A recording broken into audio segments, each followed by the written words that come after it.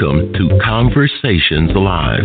For more than a decade, we've brought you the best in books, entertainment, and current events. When the movers and shakers of the world have something to say to you, they say it to us first. And now, celebrating 15 years of broadcasting, here's your host, Cyrus-Webb. And welcome back, everyone, to Conversations Live. I'm your host, Cyrus-Webb. Glad you all could join us once again here on your community station in Yazoo City at WYAD 94.1 FM, as well as to WYADonline.com. We're glad that you all could join us as well. We're excited to welcome to our program today Mr. Mike Espy. As you know, he is running for the U.S. Senate seat. We're going to talk to him not only about his vision for Mississippi, but also what it's been like for him to be out meeting the people, being able to share his ideals and his values, as well as, of course, what he wants you to know as you're heading to the voting booth. If you just know hearing about, of course, the campaign and how you all can get involved, we'll let him share that information with you all as well. But Mr. Espy, hello to you and welcome to the program. Hey, Cyrus, thank you so much. I want you to know now, you probably already do know that I'm a native Yazooan. Born and raised there, graduated from Yazoo High School. And my first job after law school, after I passed the bar, was returning to Yazoo City to have a law practice there. And, my thing, all of that I learned in my formative stages, all of that was in Yazoo City. So I thank you for the opportunity to be a guest. Well, look, we appreciate this time. You know, one of the things that struck me as I was prepping for this segment, Mr. Espy, one of the things you say on your website is that you were running for the U.S. Senate to make Mississippi proud. You've been able to go out there and not only, of course, to share what have been the differences between yourself, and your opponent, but also about your own vision. How important has that been for you to share with Mississippi, what your vision is for them? I mean, my vision represents my core values of inclusion, diversity, economic uplift, and just making sure that I can do everything I can possibly do as a senator to have everyone have a better life in Mississippi. And that's through promoting education, making sure that the students can graduate without a whole lot of debt, to make sure they can graduate, without dropping out, and that when they do, that there's going to be a job waiting for them that's reasonably related to their course of study, to make sure that the teachers have a pretty good salary where they don't have to resort to the welfare or 2 or 3 jobs. That vision includes health care, to make sure all those with pre-existing conditions are all covered and not denied by their insurance companies, to make sure that we get all these rural hospitals continuing to be open and not closed, because that we would accept Medicaid money that our state did not accept years ago. Making sure that those who labor will have a wage benefit of at least $15 an hour, minimum wage, and then just to have someone like myself who can bring everyone together. Because right. I want to be the senator for everyone, irrespective of age or race, gender, party, sexual orientation, or disability. If you are a citizen of Mississippi and you want me to help you, it's just my job to help you.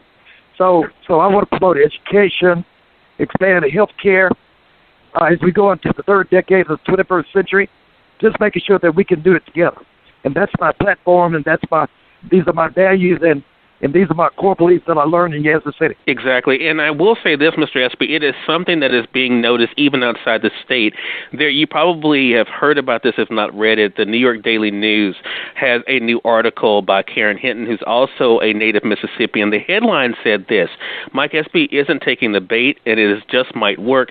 He still has a chance to become Mississippi's first black senator since Reconstruction, and here's why. And she lays out the case for you. But one of the things that was interesting that she said about you that I want to pick up on, and she said this, with Democrats running the House and Republicans the Senate, the need to bring all races together is something that is extremely important. And she said that you have definitely made it, as you were just saying, have made that one of the things for you to do, to find common ground. Do you think that is one of the things that is missing, that people have become so divisive that they forget that we have to all work together?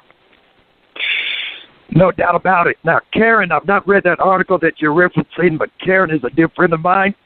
Karen worked with me way back in '86 and '88 when I was a member of Congress. So kudos to Karen for that article, because it's right on.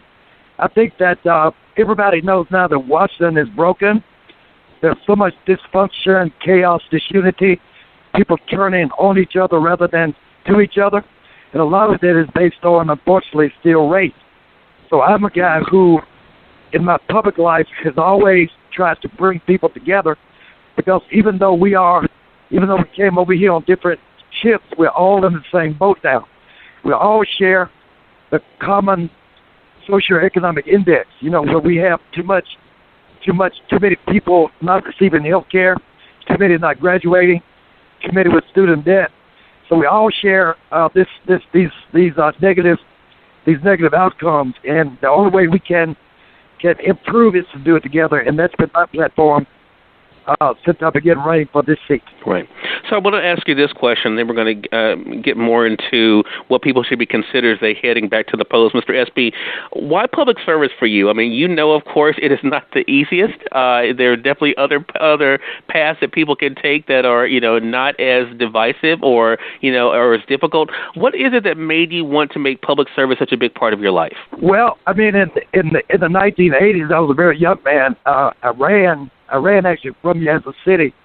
I was maybe 29 or 30 years old, and I just really thought then that, I watched our state, and I watched the policies coming out from Washington at that time that, in my opinion, did not promote our state. And so I thought that someone else could have run, but they didn't. And so I thought I would offer my services then, and that was from 1986 to 1992. Now it's almost the same thing. I'm 64 years old now, and I'm coming off the bench simply because of what I said before. I think Washington is broken. There's so much dysfunction and disunity, and the only way we can improve is by walking in the same direction together. We got a lot of negative policies from Washington that I think should be avoided. And again, I refer you to health care, primarily in education. And the only way to uplift this state is by focusing on those two issues and by doing it together. And that's why I've come off the bench and also about services now. There is such a great energy that's been happening around you, Mr. Espy. I mean, as I know you have been feeling it as you've been out talking with people. I think regardless of how you fall politically, I think that's one of the things that people have noticed, that there's definitely, people are energized. Do you think, as people kind of look at this race and they look at, of course, what you've achieved throughout your life, that's one of the things that will come through this, that it is the passion that you have and also the plan that you have that's pushing you forward? Yeah, passion plus plan equals momentum. And we have the momentum, excuse me, in this campaign. A lot of people are now, this campaign has resonated with people. We see it in the polling numbers. We see it in the outpouring support. I mean, here I am with a 41-41 tie with the incumbent senator, with all the advances and the natural inducements that will accrue to an incumbent. So we've matched her. So now we have to do is keep that passion, the momentum going, and I believe we're going to have a good outcome on the 27th of November, even though it's after Thanksgiving. Right. And I have to bring this up because my listeners here in Kansas City, of course, will make me wonder why I didn't, Mr. Espy, if I don't ask you about this. I'm not going to ask you about the controversial, comments that your opponent made, and, of course, what's been the response from her after that. But I do want to talk to you about your response after that. And one of the things that really struck me that got a lot of attention, including the Associated Press picked up on, is that basically thinking about hate, talking about hate, and addressing things that way is not the way that Mississippi is moving forward. Why do you have such a belief in Mississippi wanting to be better than our past? Well, I mean, I could have dwelled on that. I could have spent 2 days talking about hate and all of that. I mean, others were doing that anyway, so I didn't need to. But I didn't do that because I've never done that. I don't want to make anybody angry, nor do I want to make anybody feel guilty. I want to make people feel better, communities in our entire state. And then we don't want to waste time on that. We want to spend our time on harnessing the people of goodwill to do better for our state, because that's going to do better for their families. So that's why I focus on the healthcare, education, infrastructure, and just making sure that we have a better image for our state. I mean, here we are, poised to enter the third decade of the 21st century, and you cannot dwell on these 19th century issues. So that's why I'm doing it.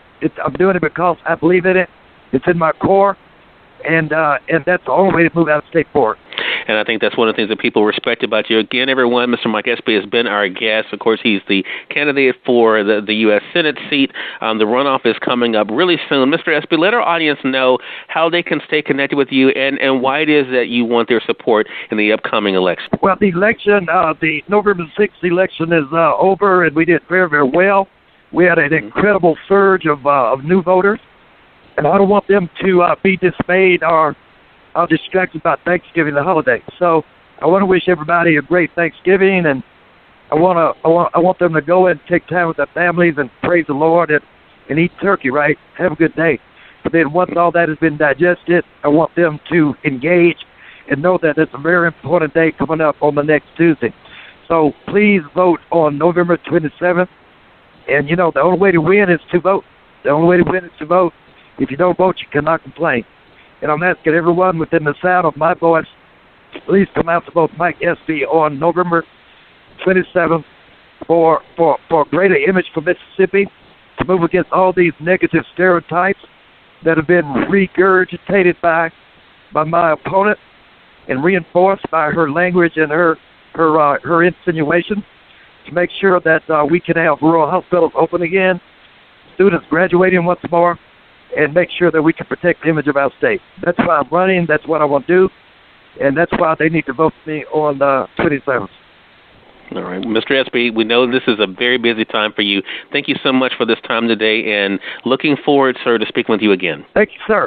I appreciate it. Hey, the pleasure is definitely all ours, and we thank your audience for tuning in to another great segment of Conversations Live. If you all came in late, you missed part of the conversation with Mr. Espy. We are going to make the podcast of this conversation available through our Facebook fan page as well as through our website. So make sure you all are following WYAD 94.1 FM on Facebook so you can be able to catch the podcast and share it with your friends. Again, of course, as you heard Mr. Espy say, he wants your support. He has the things that, of course, that a lot of people are talking about as part of his platform, that being education as well as health care, so you can be able to share that information, of course, with this conversation with your friend. Until next time, I'm your host, Cyrus-Webb, saying, as always, enjoy your day, enjoy your life, enjoy your world. Make sure you take out time to enjoy some good music as well as a great book. Thank you all for choosing Conversations Live. Let's make it a great one.